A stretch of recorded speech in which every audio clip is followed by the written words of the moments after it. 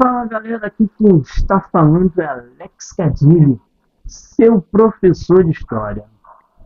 E vai começar mais um Desenrola Professor. É isso aí mesmo que você está ouvindo. Para você que vai fazer aquele Enem, para você que vai prestar aquele concurso, ou até mesmo um preparatório para um pré-militar, pegue seu caderno, a sua canetinha e vamos lá. Comece a anotar tudinho, porque eu te garanto que isso vai te ajudar. Valeu, galera? E, como eu falei, né? É um novo projeto. Esse projeto é denominado como Desenrola Professor.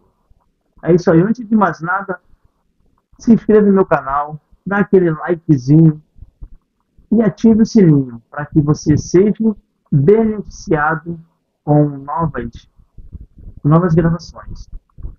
É isso aí. E hoje nós vamos começar falando de Getúlio Vargas. Era Vargas. Getúlio Vargas chegou ao poder em 1930, aplicando um golpe de Estado em Washington Luiz. Foi chamada a Revolução de 1930. É isso aí mesmo que você está ouvindo. E em seu governo inicial é denominado como provisório, durante até 1964. Getúlio Vargas, nesse período, definiu interventores militares para que governasse os estados como de forma de enfraquecer as oligarquias. Getúlio Vargas ele era esperto. Ele queria que todos estivessem junto com ele nessa empreitada, né? Então, ele pegou esses interventores, que hoje seriam os governadores, e colocassem no poder para que, junto, atuassem para enfraquecer as oligarquias regionais. E o mais engraçado é que tal medida, logicamente, né, tal medida não foi bem vista pelos paulistas, que em 1932 iniciaram a Revolução Constitucionalista, quando exigiam a promulgação de uma nova Constituição. As pessoas viam que Getúlio Vargas já estava se assegurando no poder e tomam ação. E a ação que eles conversam entre si é justamente isso: a nova promulgação de uma nova Constituição. Ainda em 1962 foi criado o primeiro Código Eleitoral brasileiro, garantindo o sufrágio secreto e universal. E o mais coerente dessa época, porque nós vimos que Getúlio Vargas ele tinha uma opção de se tornar um ditador autoritário e tirar todos os direitos, mas ele dava com uma mão e tirava com outra.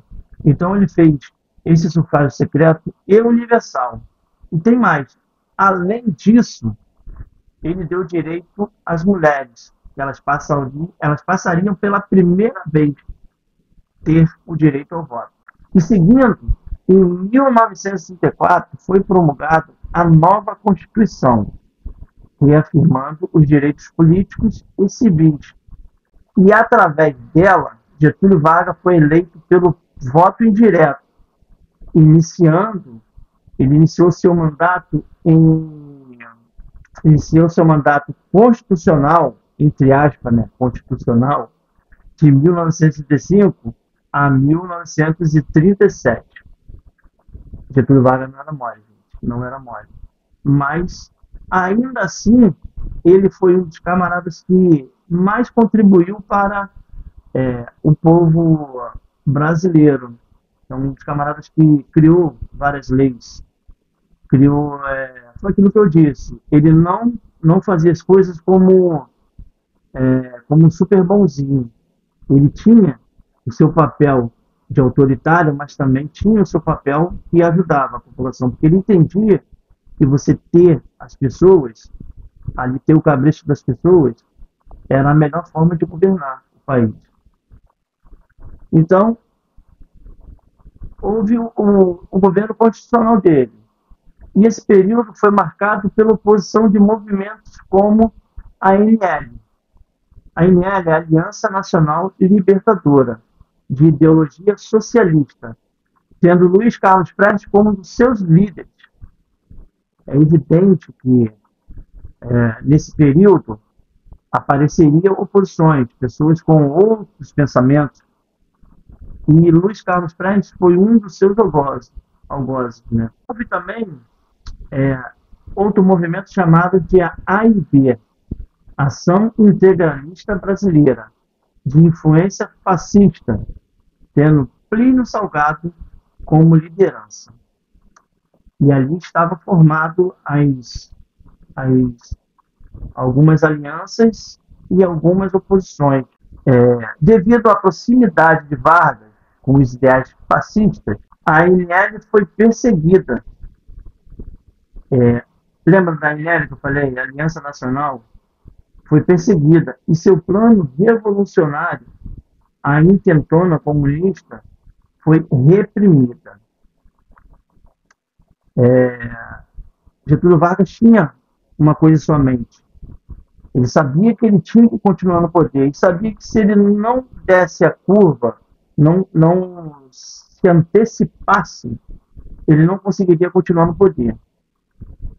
Em 1937, através do integralista Olímpio Mourão Filho, foi redigido um plano falso, denominado de Plano Corrêa. Viu o que eu falei? Ele sabia que tinha pessoas articulando para ser oposição a ele. Então ele, com medo, ele se antecipa. Ele se antecipa e afirma a tentativa de poder pelos comunistas, o que foi utilizado de justificativa para que ele, Getúlio Vargas, tomasse uma ação que entraria para a história. Isso aí, entraria para a história do Brasil. Getúlio Vargas fechou o Congresso, cancelou as eleições que já estavam previstas para 1938. Eu acho que ele já pensou lá na frente, com esse movimento crescendo, esse movimento popular crescendo, ele viu que o poder dele se encerraria. Aí o que ele faz? Em 1938 ele fecha tudo e se torna ditador. Aí começa mais um novo governo dele. Esse governo é denominado como Estado Novo. Aí começa uma outra perspectiva de Getúlio Vargas. E a sua cabeça, ela maquinava várias coisas para que ele conseguisse se segurar no poder. Esse período do Estado Novo foi o período que ficou conhecido como a ditadura varguista, que durou de 1917 a 1945. Olha só quanto tempo ele fica no poder, quanto tempo ele se segura no poder. Lembrando lá atrás que ele tinha as suas articulações com a mão esquerda, com a mão direita ele dá e com a mão esquerda ele vinha puxando devagarzinho, sem que ninguém percebesse. Aí em 1900 e foi marcada uma nova Constituição, apelidada de Polaca, devido à influência da Constituição fascista da Polônia, pela a repressão de movimentos opositores, o emparelhamento do governo em sindicatos, peleguismo. Por isso que vem essa palavra que algumas pessoas ainda insistem em dizer, esse peleguismo, esse pessoal pelego. Isso vem tudo dessa época de Getúlio Vargas, que foi a criação do DIP, Departamento de Imprensa e Propaganda. Ela estabelecia a censura e a promoção da imagem. Ele conseguia promover a imagem dele, do presidente, como pai dos pobres. Agora você imagina, olha só, hein?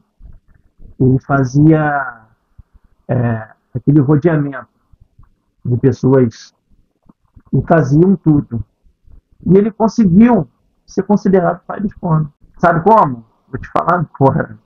A criação da justiça do trabalho e, consequentemente, a CLT. Isso aí, a CLT inspirada na carta de Del Lavoro, de Benito Mussolini. Benito Mussolini. É muito engraçado, cara, essa história Getúlio Vargas, ela é muito engraçada e eu fico perplexo, porque nós vemos que a história, ela, ela te traz benefícios, te traz coisas que marcam a história de uma nação, mas também ela contesta várias coisas. E esse período também ficou conhecido pela entrada do Brasil na Segunda Guerra Mundial. Além disso, esse governo de Getúlio Vargas foi um governo bem, podemos dizer assim, bem revolucionário, né? E a Segunda Guerra Mundial foi de 1969 a 1945. Ao lado dos aliados, como justificativa econômica, devido à política da boa vizinhança promovida pelos Estados Unidos, Getúlio Vargas ele faz uma aliança e fica só na, na condição de apoiar o país na guerra, na Segunda Guerra. Ao fim da guerra, Vargas sofria pressão para que reunisse, aliás, desculpa, reunisse não, sofria pressão para que se renunciasse, mas a quem defendia que terminasse o mandato em 1946. Getúlio Vargas, para ele não provocar um colapso político, né? Naquele momento, engraçado que fazendo uma prova do concurso agora há pouco tempo, era exatamente essa pergunta sobre esse movimento que teve nessa época. A era chamada queremismo. O queremismo ele correu com a renúncia, colocando fim à era Vargas. Esse governo do Getúlio Vargas, ele é um governo que marcou e muito a história do nosso país. Esse foi um dos governos dele, e foi marcado por falhas, mas também por vitórias. Tivemos várias vitórias que a história mostra isso, entendeu? Mas como Getúlio Vargas também não era aquela pessoa super santa, ou seja, ele não era aquele político exemplar, porque ele queria continuar o poder e articulava possibilidades de ele continuar no poder. Então, o que eu disse atrás, ele via de um jeito de ele continuar no poder, o que ele fazia? Ele apresentava perspectivas para a sociedade, para o povo, e em seguida ele criava os argumentos para continuar no poder. E assim foi esse período que nós acabamos de titular como Era Vargas. E para você continuar aí curtindo o meu canal, breve estarei trazendo mais histórias no qual com certeza você vai se beneficiar, porque não é uma aula de história de 30 minutos, de 40 minutos, onde você fique fadado, ou seja, você não se canse de estar colhendo conteúdos. Porque eu canso de dizer, e quando eu tenho oportunidade eu falo, que é o seguinte: conhecimento não ocupa espaço. Quanto mais o camarada ele sabe, quanto mais ele conhece, mais isso torna-se benéfico para ele. Porque a qualquer momento ele pode aplicar esse conhecimento. E assim foi mais um período de aula do Desenrola Professor. Lembrando a você aí para não deixar de se inscrever no meu canal. O meu canal tem o nome de @História na Mente. Esse História na Mente é bem sugestivo para você que ouve e consegue guardar esse tema, é bem sugestivo, entendeu? Então não deixe de curtir, não deixe de compartilhar no meu canal, valeu? E agora eu vou ficando por aqui, aquele boa tarde. E não se esqueça, História na Mente.